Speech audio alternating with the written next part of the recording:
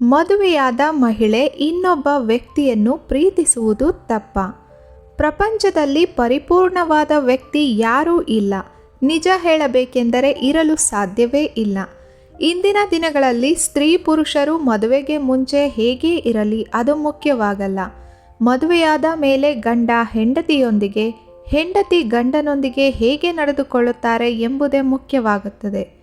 ಕನಿಷ್ಠ ವಿವಾಹದ ನಂತರವಾದರೂ ನಮ್ಮಂತೆಯೇ ನಡೆದುಕೊಳ್ಳಲಿ ಎಂದು ಬಯಸುತ್ತಾರೆ.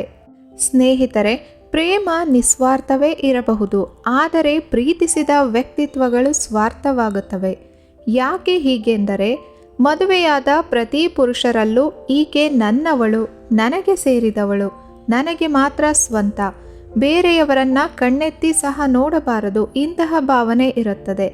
ಹಾಗೆಯೇ ಆತನ ಪತ್ನಿಗೂ ಸಹ ಇಂತಹ ಭಾವನೆಗಳು ಮನಸ್ಸಿನಲ್ಲಿ ಹುಟ್ಟುತ್ತವೆ. ನೀವು ಪ್ರೀತಿಸಿದ ಯಾವುದೇ ವ್ಯಕ್ತಿಯಾದರೂ ಸಹ ಕಾಲಕ್ರಮೇಣ ಅವರು ಮತ್ತೊಬ್ಬರನ್ನು ನೋಡುತ್ತಾರೆ. ಅವರ ವ್ಯಕ್ತಿತ್ವ ಇವರಿಗೆ ಇಷ್ಟವಾಗಿ ಸ್ನೇಹದಿಂದ ಮಾತನಾಡಿಸುತ್ತಾರೆ. ಅಷ್ಟೆಂದ ಮಾತ್ರಕ್ಕೆ ಆ ವ್ಯಕ್ತಿಯನ್ನು ಅವರು ಇಷ್ಟಪಡುತ್ತಿದ್ದಾರೆ, ನಿಮಗಿಂತ ಅವರನ್ನೇ ಪ್ರೀತಿಸುತ್ತಿದ್ದಾರೆ ಎಂಬ ಅರ್ಥವಲ್ಲ. ಅದು ಕೇವಲ ಪರಿಶುದ್ಧ ಸ್ನೇಹವಷ್ಟೇ ಇರಬಹುದು. ಆದರೆ ನಿಮ್ಮ ಮನಸ್ಸಿನಲ್ಲಿ ಗೊಂದಲ, ಗದ್ದಲ, ಗಲಾಟೆ, ಅನುಮಾನಗಳು ಉದ್ಭವಿಸಬಹುದು. ಯಾಕೆ ಹೀಗೆ? ಪ್ರೀತಿ ಎಂಬುದು ಬಹಳ ಪವಿತ್ರವಾದದ್ದು. ಅದನ್ನು ಸರಿ ತಪ್ಪು ಅನ್ನೋ ಅಧಿಕಾರ ಯಾರಿಗೂ ಇರುವುದಿಲ್ಲ. ಮೊದಲು ನೀವು ನಿಮ್ಮ ಪ್ರೀತಿಯ ಆಳವನ್ನು ತಿಳಿಯಲು ಪ್ರಯತ್ನಿಸಿ. ಪ್ರತಿಯೊಬ್ಬರೂ ಪ್ರೀತಿ ಮಾಡುವ ರೀತಿ ಬಹಳ ವಿಭಿನ್ನವಾಗಿರುತ್ತದೆ. ವಿಷಯ ಒಂದೇ, ಪ್ರೀತಿ. ಆದರೆ ಅದನ್ನು ತೋರುವ ಭಾವ ಒಬ್ಬೊಬ್ಬರಲ್ಲೂ ಒಂದೊಂದು ರೀತಿಯಾಗಿರುತ್ತದೆ. ನಿಜ ಹೇಳಬೇಕೆಂದರೆ ಪ್ರೀತಿ ಒಂದು ಮಾಯಾಲೋಕ. ಸಾವಿಲ್ಲದ ಮನೆಯಿಂದ ಸಾಸಿವೆ ತರುವುದು ಹೇಗೆ ಅಸಾಧ್ಯವೋ ಹಾಗೆಯೇ ಜಗತ್ತಿನಲ್ಲಿ ಪರಿಪೂರ್ಣ ವ್ಯಕ್ತಿಯನ್ನು ಹುಡುಕುವುದು ಕೂಡ ಅಸಾಧ್ಯ.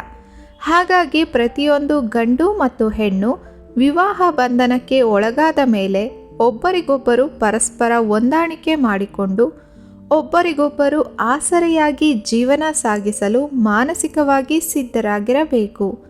ಅದನ್ನು ಬಿಟ್ಟು ಹೊರಗಿನ ಸಂಬಂಧಗಳಿಗೆ ಕೈ ಚಾಚಬಾರದು. ನಿಮ್ಮಿಬ್ಬರ ಜೋಡಿ ಇನ್ನಷ್ಟು ವಿವಾಹಿತ ಜೋಡಿಗಳಿಗೆ ಮಾದರಿಯಾಗುವಂತಿರಬೇಕು.